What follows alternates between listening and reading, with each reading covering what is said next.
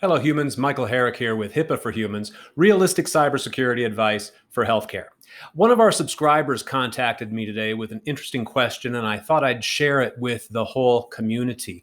They're doing something that we haven't actually run into in recent risk assessments. They're starting to do video recordings in their EHR for training purposes. They're making recordings and sharing it with the staff just to demonstrate certain workflows and best practices in their electronic health records application. I think this is a great idea. Obviously, I'm a big believer in the power of video for training. So that was something that getting started here at this organization, and they were concerned because these videos obviously are going to contain small amounts of PHI, protected health information. And so that triggered the thought, as it should, hey, is there a HIPAA angle here that we need to be thinking about? And so we had to, unpack that and look at it and make sure that the PHI is either being processed locally only, or if it's going through a cloud server, making sure that we have the right business associate agreement in place so that we're not making an impermissible disclosure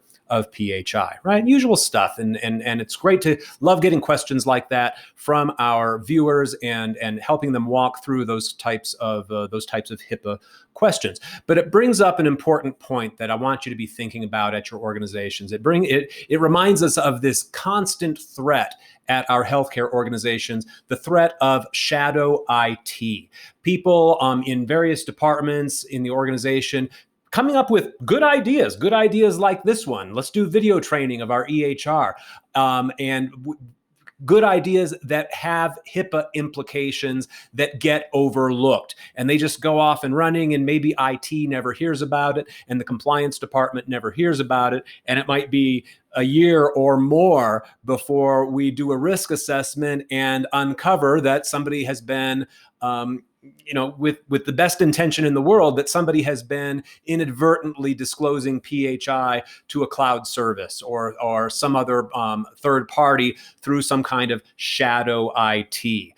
Browser extensions are a common place where we see this. There's lots of productivity tools that live as a browser extension in our web browsers, and a lot of them may be exposing views of our web-based EHR software to third parties that we may not be thinking about. So that shadow IT threat is always there, and we have to be thinking about it. Now, obviously, a risk assessment is where we come in and we try to identify all of that. This is where we try to talk to all of the stakeholders and really understand not what does the policy say, not what do we say we're doing, what are we really doing? What are the actual workflows here at the organization? How is PHI really moving through the organization? And during a risk assessment, we can catch things like this. We can uncover unexpected, untracked shadow IT that's being used, again, with the best will in the world, but which may be exposing the organization to some risks. So the risk assessment is a tool for that.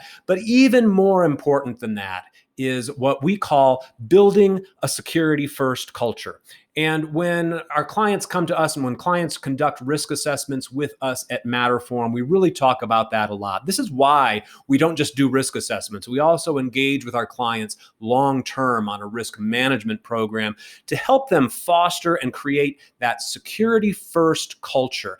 Ideally, you want everybody at the organization to be so steeped in the basic principles of HIPAA. You want everybody at the organization to be so committed to the importance of patient privacy that they're always thinking about these things, that it's not something that we look at once a year in a risk assessment. It's something that everybody's informed about and everybody's committed to. Everybody in your organization should have buy-in to patient privacy, to security, to compliance, and to the basic principles of HIPAA. You've created that security-first culture so that when one of your people has an innovative idea, a thought for using a new tool, a thought for creating a new process or a new workflow, they instinctively and habitually ask themselves, hey, is there a HIPAA angle here that we need to think about? Having that security first culture, that's your first line of defense in your HIPAA risk management program. And one of the best ways to foster a security first culture at your organization is to share this video with a few of your clients, with a few of your colleagues, and invite your colleagues to follow us at HIPAA for Humans. I'm Michael Herrick at Matterform, fostering security first culture for healthcare. Thanks for watching, and tune in every Tuesday for new tips.